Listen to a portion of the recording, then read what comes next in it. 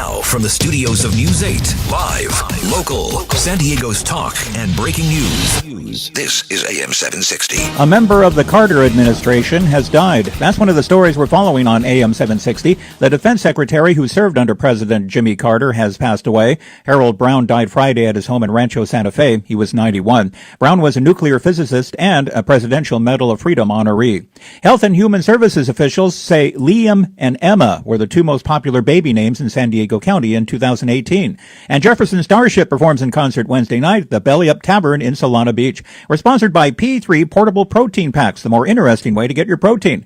Mornings, too much to do, too little time to eat. Good thing there's P3 Portable Protein Pack, a perfect high-protein combination of meat, cheese, and nuts. Grab the more interesting way to get your protein with P3. In weather, it's cloudy and 57 at Lindbergh Field. In sports, San Diego State men's basketball team lost to Boise State last night, 88-64 in Idaho. AM 760, talk and breaking news. Order! Order in the court! AM 760 KFMB presents The Lawyer in Blue Jeans with legal expert lawyers Jeff and Justin Isaac and their honest, down-to-earth, no-nonsense approach to your legal issues, otherwise known as Blue Jeans Law. The court is in session. Here are Jeff and Justin Isaac. As long as I can have you here with me, I'd much rather be forever in blue jeans, babe. Welcome to the Lawyer in Blue Jeans show. My name is attorney Justin Isaac. Jeff Isaac has the day off. He's not feeling too well. I'm sure you might have heard us the other day on Brett Winterbowl's show. We were substituting in on Thursday and Friday from 3 to 7. And he came down with a little something, so it's just me. But I do have a special guest. I have Chris Baidoo from Cal Western School of Law, the assistant dean of admissions. Is that correct? That's correct. Well, welcome. Thank you for coming in. We appreciate it. So we are going to have an interesting show for you. We're going to be talking a lot about law schools, LSATs, the state bar, the legal profession in general. But Chris, you're an attorney, correct? That's right. Okay. And Christopher, sorry. Yeah. So I'm going there's a couple things I saw in the news. I just want to kind of get your opinion on this. We were also listening to the news while we're waiting to come on to the show, and we heard someone was being charged for capital murder. And, you know, we're not going to go too much into this, but I thought it was interesting because capital murder it's a little bit more state specific. Basically, this is kind of another way of saying first degree murder. And the capital murder can be something that's charged or someone's charged with if you kill a police officer, firefighter, paramedic, some kind of public safety professional, or if it's a child, or someone, you know, some particularly heinous, rape or sexual abuse or something like that. So I thought that was something, an interesting opportunity to kind of explain to people. Another thing in the news, there was a deer poacher that was caught killing multiple deer, hundreds of deer, illegally. And the sentence for this deer poacher was a year in jail. But also, this deer poacher now needs to watch Bambi once a month as a result. What do you think about that? I think that's a pretty creative sentence. I mean, if you're a poaching deer, what better sentence than to be sentenced to watching Bambi? Exactly. What state was that? I think this was in Missouri. Missouri. Okay. Yeah. I found that a little bit interesting. He had some fines as well too, but that just, you know, the Bambi viewing, I thought that was an interesting approach to a punishment on top of the year in jail.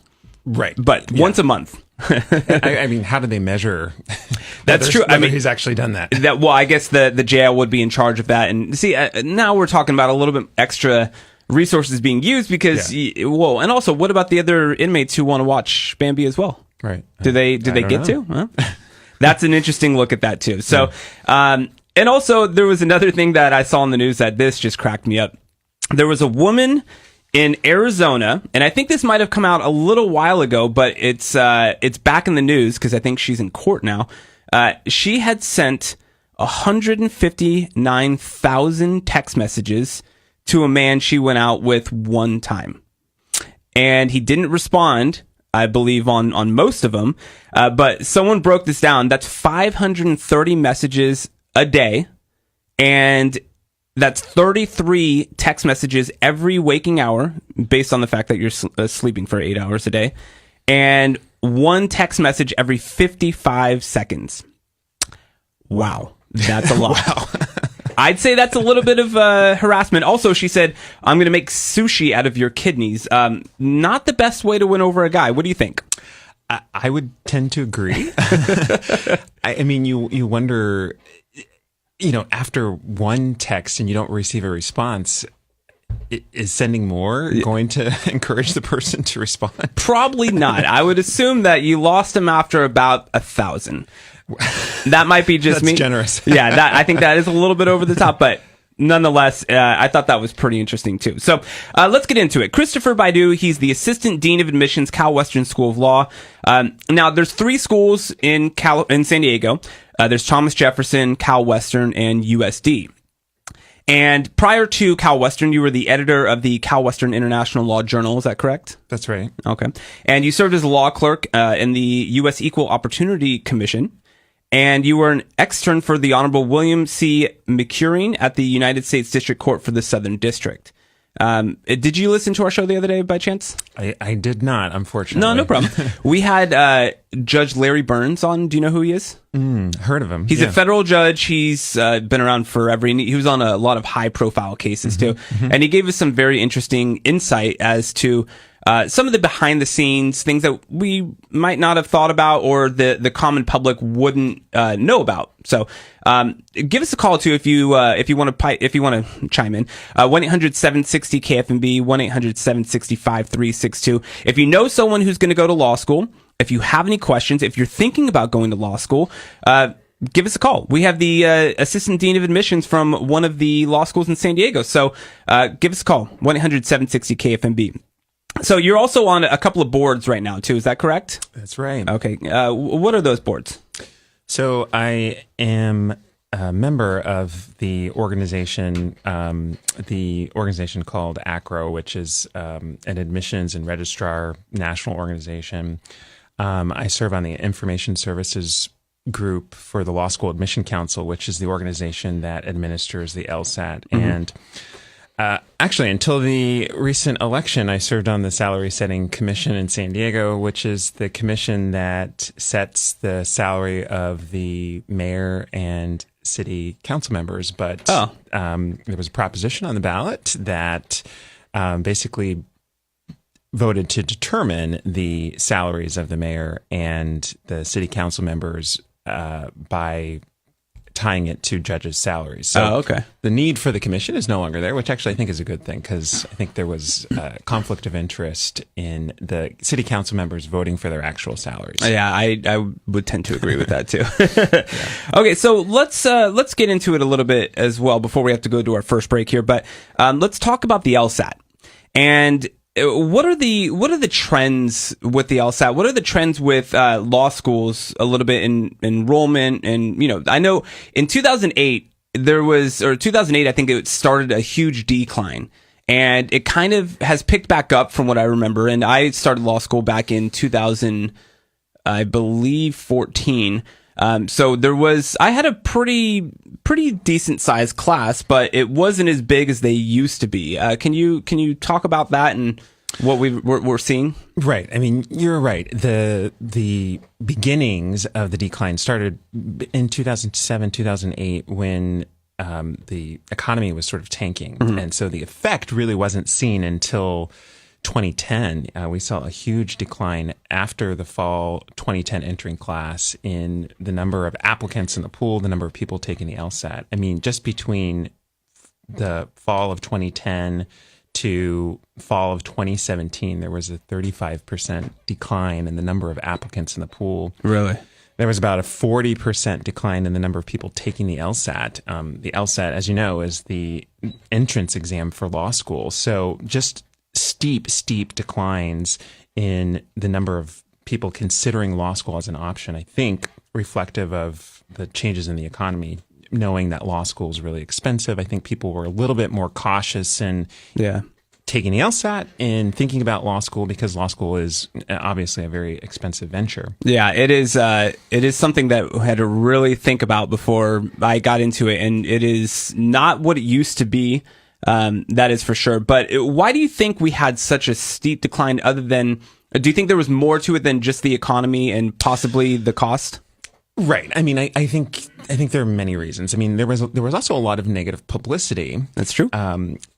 Of law schools by people all over, from professors at certain law schools, from the media. There was an article in the New York Times that talked about how law school is expensive and how law schools are enrolling students knowing that some students will not be able to find gainful employment as an attorney when they graduate. So I think that had something to do with the decline as well. Not that specific article, but just that sort of national feeling, that sentiment. Yeah. You know, I think people were being cautious and carefully considering whether they wanted to do it. Yeah.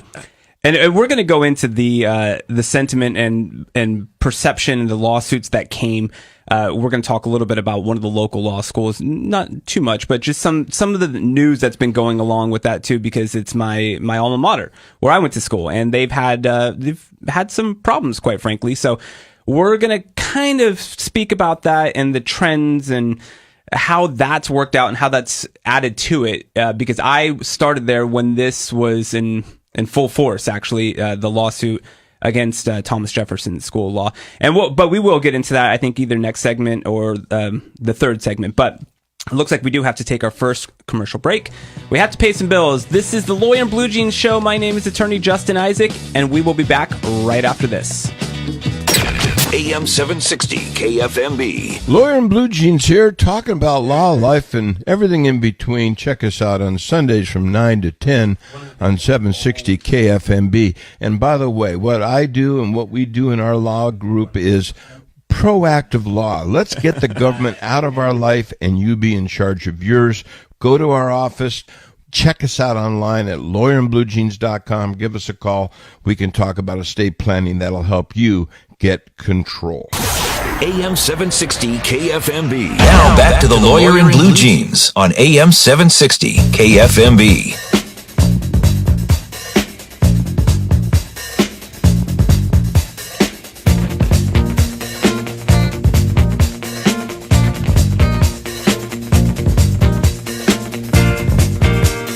Welcome back to the Lawyer in Blue Jeans Show. My name is Attorney Justin Isaac, and we are talking with Chris Baidoo of Cal Western School of Law, the Assistant Dean of Admissions.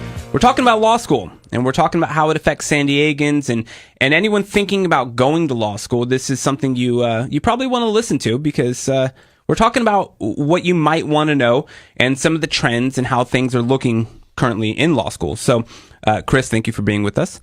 And we've been talking about kind of the trends of law school, but we have 20 law schools in California, and the top are Stanford, UC Berkeley, and UCLA. Those are some of the most well-known schools in California in general. So I wanted to ask you, how do you think California stacks up against other states in terms of prestige? Yeah, or quality of law school, quality of attorneys. I know we have I think the most attorneys in the United States, right? For the state? That I don't know. I mean, that would make sense. Yeah. I mean, California is a very well-populated state. Probably us in New York, I think. Yeah, I don't know. Yeah. But I think in terms of quality, I think attorneys in California, I mean, are excellent attorneys. I think the schools in California, depending on where you go to school, are great, have great reputations. Some are highly ranked nationally. I think a lot of people want to come to California, even if you don't go to California. A lot of people want to live in California, so they go to law school somewhere else and end up practicing in California after taking the California bar exam. Which, I mean, I think we all know is one of, if not the hardest in the United States. And it is extremely difficult to be an attorney here. It takes some people, on average, I think a few times just to pass the bar. Right. So what advice would you have for a prospective student picking the law school? I think it's important to know what you want from a school. Is it that you want a school that has your area of concentration, what you're interested in? Is it a school in the area that you want to practice, geography-wise, geographic area? Is it the feel? So is it the culture of the school? I mean, what's important to you? Is it the faculty? Resources that the school has, clinical experiences that the school has, which would be hands-on experiential learning that the law school has. All of those reasons could be very great reasons. And sometimes it's financial. Yeah. So it's where did you get the most money, scholarship-wise? It's what's the lowest cost law school. I mean, those are very, very real and valid reasons to choose school. And sometimes it's reputation, ranking. You want to go to the school that's highly ranked because you think that's going to assist you in your career. So any of those reasons could be valid reasons to consider or to choose a specific law school, but it's going to vary from person to person. It's really what's important to you. What do you value most? So a multitude of factors would be something to consider. And also, you kind of touched on too, we need to talk about job placement stats, which we'll go over in a little bit here about Thomas Jefferson. Job placement stats, intern programs, I think, are one of the bigger things, in my opinion, too, that you would probably want to look at when looking at a law school, because it's kind of hard to get a job as an attorney. And that's been a pretty recent thing, too, where the legal field, when we talked about the number of applicants going down, I think we did have a saturation of attorneys. And so people who were having trouble getting a job after the financial crash in 2008, which lasted for a few years, has really affected the legal field as far as what a starting associate attorney or a brand new minted attorney would make as far as the starting salary. And everyone used to think, oh, it's $120,000, $150,000 to start. That's not the case, correct? It's not the case on average. That's right. I mean, if you look at the average starting salaries, they're much, much lower than those big law firm salaries that you hear about, starting at 160 or 180 now, I think is the new thing that that's in the mix this year. So yes, you're absolutely right. Consider the employment statistics of the law school. Consider the bar passage statistics of the law school. I mean, those are going to be crucial factors in not only your law school experience, but your viability after graduation. Yeah, and what about what should students who are listening, and we have this on our Facebook Live too, so if anyone didn't get a chance to listen, or if you want someone else to know about this, of course, please share our Facebook Live with them, or let them know and they can watch it on our Facebook page, facebook.com/lawyer-in-blue-jeans. Also, give us a call if you have any questions for Christopher Baidoo. 1-800-760-KFMB, 1-800-760-5362. So what should students, now you mentioned the bar is extremely difficult to pass. I took the bar. It's extremely difficult to pass. I can attest to this. What do you think, other than the programs that are afforded to you as far as study programs, like Kaplan or the other bar study programs, what do you think students should be doing? And also, actually, a multifaceted question. Do you think that the law schools are adequately preparing students for the bar exam? I think it probably depends on where you go to school. Yeah. Because different law schools prepare students differently. Yeah. And the curriculum can be slightly different. The approach of the faculty can be slightly different. So I think it's whether law schools are adequately preparing, I think that it really depends on the school. Yeah. I think it also depends on the student. I mean, sometimes certain means of preparation are going to resonate more with certain types of students than others. Some students are going to need a little bit more preparation than others. It really depends. I think what we've seen recently is, since the applications to law school have declined, really since 2010 to about 2017, that the makeup of the entering classes at most U.S. law schools has changed, because law schools have generally dug a little bit deeper into the applicant pool to get their class. Yeah. And so that has led to, generally, for most schools, schools enrolling students with slightly lower credentials. So it changes the makeup of the school. I think it changes from a faculty perspective. It changes how you might teach a course. It could certainly change how students prepare for the bar exam. So there are a lot of factors, a lot of factors that I think go into a school adequately preparing students for the bar exam. And so what does your job entail? You are the assistant dean of admissions, and what exactly does that mean, if you could kind of let everyone know?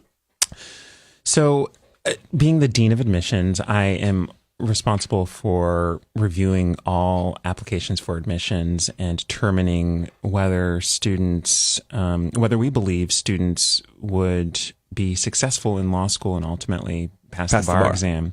I mean, that's the crux of the job.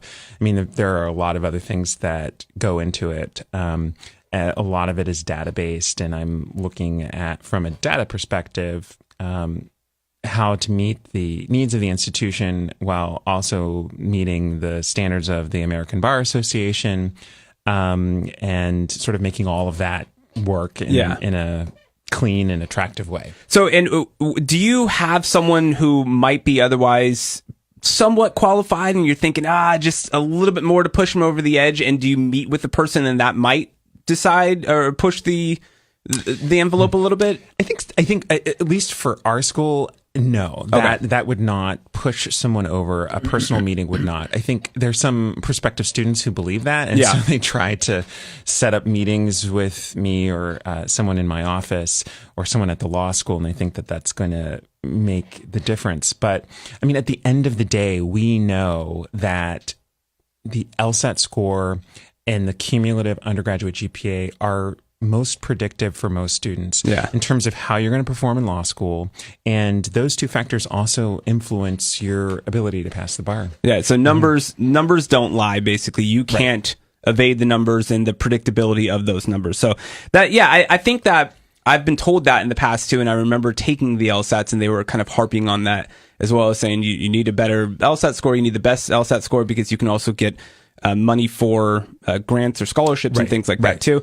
So the higher the LSAT score and the higher the undergrad GPA, the more money you're going to get. Also, the better likelihood that you're going to pass the bar. And I do remember the LSAT score kind of being an issue. And let's kind of talk about Thomas Jefferson.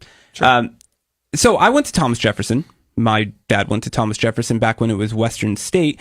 And this is by no means attempting to disparage Thomas Jefferson, but they've been in the news and they've had some problems. In 2011, Anna Aliberta, a 2008 honors graduate from Thomas Jefferson, filed a class action lawsuit against Thomas Jefferson. She claimed that they committed fraud, misrepresentation. Do you remember this lawsuit? I do, yeah. And she had over $150,000 in debt. She said that they fudged their numbers on or had deceptive numbers with regards to their job placement and salary data, employment statistics, all of those. Do you think so? What are your thoughts about that suit in general? I had a lot of people who I talked to who said this is just a kind of a sign of the people, the kids going through law school. It's a little bit of entitlement because she couldn't get a job, and so she was suing based on. She was suing the law school, saying that it was their fault, not her fault. Because a little known fact that most people don't know is she was actually offered a job and she declined it. But it wasn't the job that she was looking for. It wasn't the amount she was looking for. So what are your thoughts about that suit? I mean, I would say there was that suit, and there were other suits against other law schools, other class action suits. What I would say about that is students have the right to be informed fairly prior to enrolling. Whether that happened in this case, I'm not sure. About the employment statistics, and the employment statistics need to be what they are without being doctored in any way. I'm not saying that that is what happened in this case.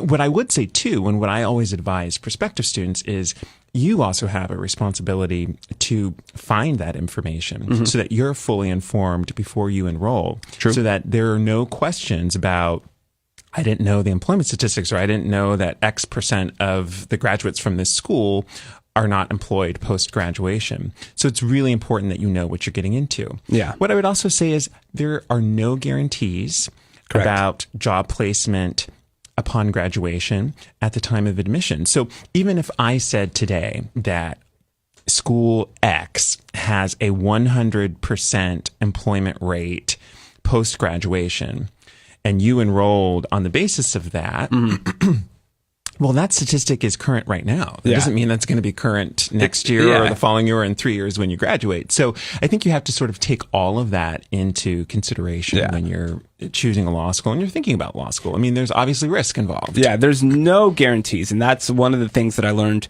I knew a lot of people who graduated, couldn't get a job.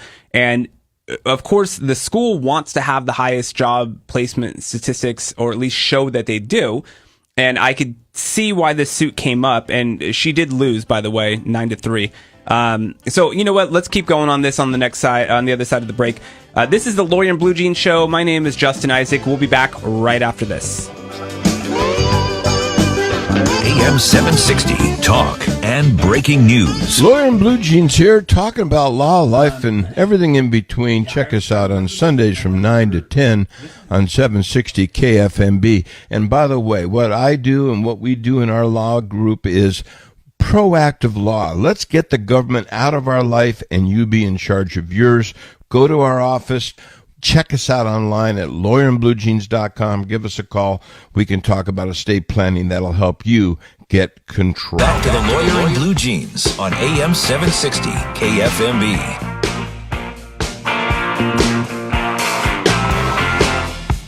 Welcome back to the Lawyer in Blue Jeans Show. My name is Justin Isaac, and we are talking with Chris Baidoo of Cal Western School of Law. He's the Assistant Dean of Admissions, and we're talking about law students, law schools, LSATs, the bar, everything related to becoming a lawyer, or being a lawyer, I guess you could say. So we've been kind of hinting at this for the whole show about one of the schools that's in a little bit of trouble here in San Diego. The school that I went to, full disclosure, Thomas Jefferson School of Law. And there was they've been in trouble mainly because of finance and bar pass rates. So the ABA, the American Bar Association, has kind of come down hard on them. Now, Thomas Jefferson, for one reason or another, has just not been performing very well on the bar. Their students they've had some of the lowest pass rates, if not the lowest, in July 2017 and July 2018, the lowest in California. And Chris, do you remember I think you said 25% might have been their bar pass rate for 2018 in July? Yeah. Okay. And in 2016, only 31% of their students passed on July 2016. That was the second lowest too. And so what really comes out is why? And there's a few reasons why. There might be that they're accepting a little bit lower LSAT score students, which, like you said, is a great predictor of someone who will do well in law school, but not only that, but will pass the bar. And so when you have lower LSAT students, or lower students with lower LSATs, then you're probably not going to get that many people who pass the bar. Would you say that's a pretty safe connection?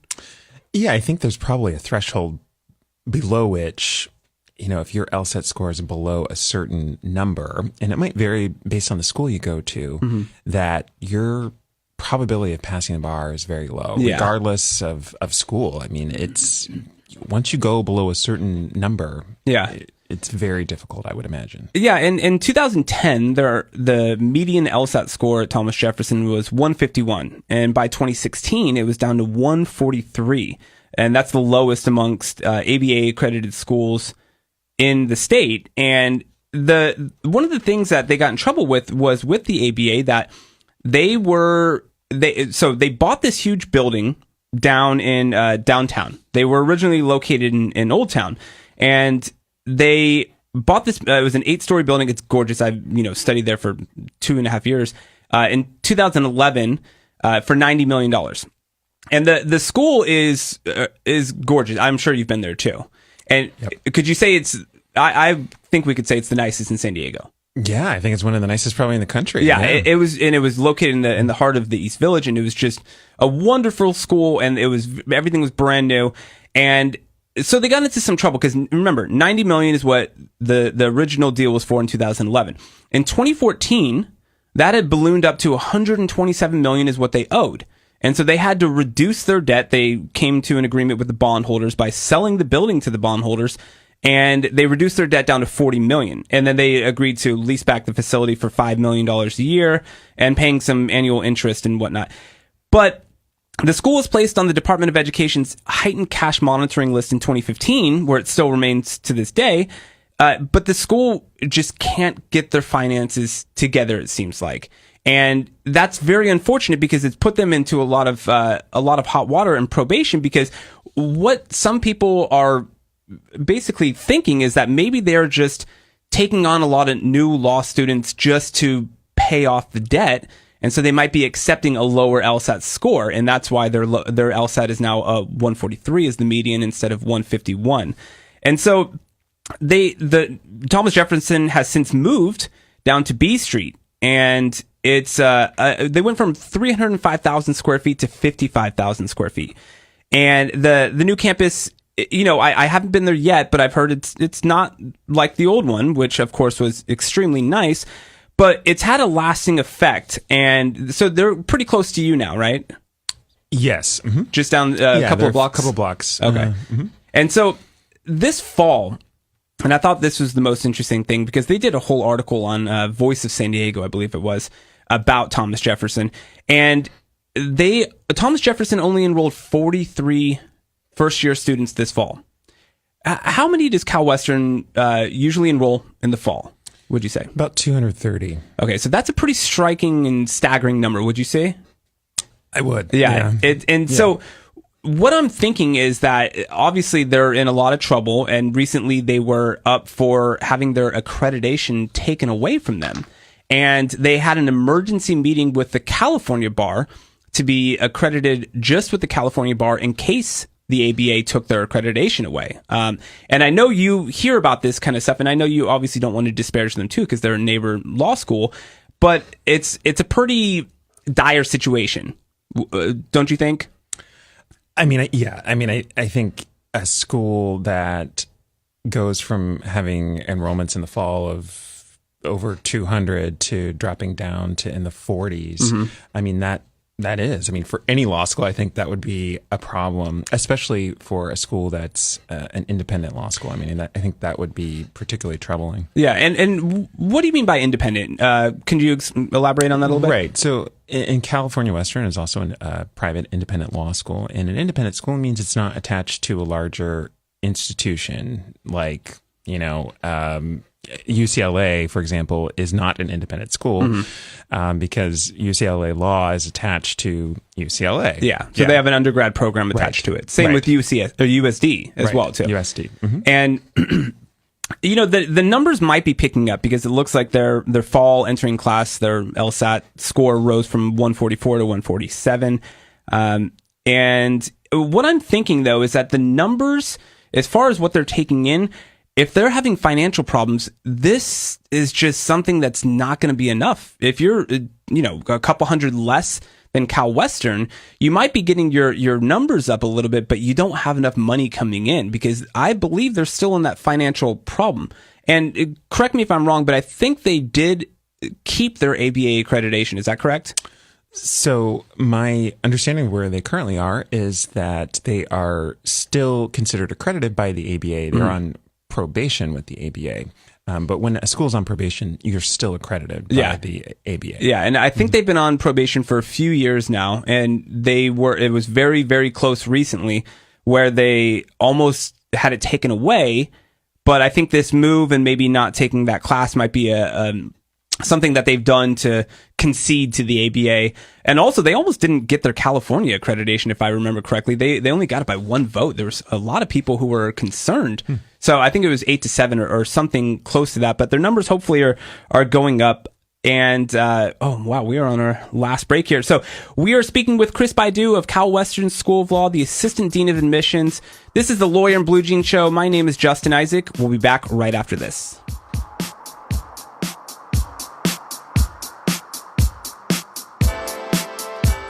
AM 760 KFMB. Now back to the Lawyer in Blue Jeans on AM 760 KFMB.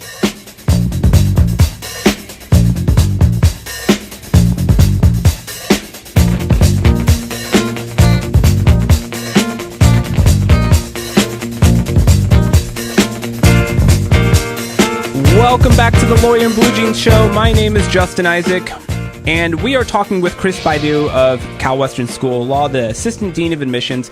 We've kind of been talking about law schools and the legal field in general, and how people can, become a lawyer, and also what things they should consider. So, Chris, what about getting a job? And I know Cal Western probably has some resources. What would you recommend for someone who is just about to finish law school? What should they do? Maybe a 2L, someone who's in their second year. What would you say they need to start doing now? Great question. I think the best thing that you can do while you're in law school is to get practical experience working in a law firm, working at a government agency, nonprofit organization. That's your background. That's build your resume, because you can't start doing that when you graduate. You have to have done that before you graduate. Otherwise, you're really not going to be a marketable candidate post graduation. So get out there, get internships, work with the career office at the law school to find the opportunities that are of interest to you. And I think that a lot of people, well, most people don't know this, that if you're a full-time student, your first year, you can only work 10 hours a week, according to the ABA. Is that correct? Well, the ABA rule is 20. Oh, 20. It's 20 hours. But some law schools, including Cal Western, have further limited that. Like Cal Western, it's 5. So our full-time students in the first year basically just don't work. Yeah. Yeah. And what would be the main reason for that? The first year of law school is extremely rigorous, and the ABA and Cal Western specifically want you to put all of your effort into being a full-time student so that you don't have external commitments like work or other obligations that are taking your time. Because like we said at the top of the show, I mean, law school is a very expensive venture. It's very time-consuming. And to not give it your full effort, I don't think would be fair to you. Yeah. And it could be risky because a lot of their schools have a drop rate. Correct? In the first year, do we have to drop a minimum amount of students? That might work at some schools. I mean, I think at a lot of schools, though, there's academic standard that you have to meet by the end of the first year. So it's not that the school has to drop a certain number of students. It's just that a certain number of students don't meet that academic standard. Yeah. And then they're basically, they are dropped, but they can re-enroll or reapply. It depends upon the law school. Yeah. I mean, at some schools, and depending upon the student's circumstances, you could reapply or you could automatically be readmitted to the school. But starting over, though. Start over, yes. I remember I had some people that I went to school with in my first year, and they ended up getting dropped. They went to try and go to school elsewhere, but I always thought they lost $50,000 because of that. Right. And that's a very unfortunate thing. So I guess, you do need to take it seriously, because law school is not easy. It is not easy at all, especially when you're learning a brand new way of how to think, how to write. It is they train your brain to think in a different way. And for better, for worse, it's just the new way that you think about things. Sometimes it's I think it's a pain personally, because I'm presented with the situation and I can't take a hard stance on really anything, because I can always see both sides to it. And I'm sure you have that kind of same thing too, where it's sometimes you just don't want to think like a lawyer, but it's ingrained in you. You can't not do it. You can't turn your brain off. Yeah, that is so true. Yeah. But I think that with law school in general, it is something that you shouldn't take lightly. Use the resources, because the schools are there to help you. That is for sure. They want you to do your best. They don't want you to fail. It's always, they are looking out for your best interests. And I think that you need to make sure you utilize those things too. So, I guess if anyone has any questions, can they email you or call you or? Absolutely. Yeah. I mean, you can email, if you have any admissions related questions, you can email any of us at Cal Western at admissions@cwsl.edu. law.edu. Okay. And any last words for anyone who's thinking about going to law school? If you're thinking about going to law school, I would say start early and get as much information about law school and the process as possible so that you go into it making an informed decision. Yeah. What I wouldn't want is someone in their second year of law school realizing that, oh, this is not this for is not me. for me. But had you carefully considered it prior to going down that road, you may never have enrolled. Yeah. Yeah. And I think that use your resources, talk to people, but mainly do your research. On these law schools, you can't do enough research. Reach out to past alumni, to people who've gone there before, LinkedIn, Facebook, if you see it. I think a lot of lawyers are usually willing to talk about their experience and what law school was like. I'm happy to talk to anyone about it. My fiance's cousin is thinking about going to law school, and I've had a chance to talk to her about it, and I think, I didn't sway her one way or the other. I just want her to be fully prepared, because I kind of was, but I could have been more, of course, too. So, well, thank you very much for joining us, Christopher. And we will be back next week, Sunday, 9 o'clock. This is the Lawyer in Blue Jeans Show. My name is Attorney Justin Isaac. Thank you for joining us, and we'll see you next week. I needed money 'cause I had none. I fought the law and the law won. I fought the law and the law won. AM 760 KFMB.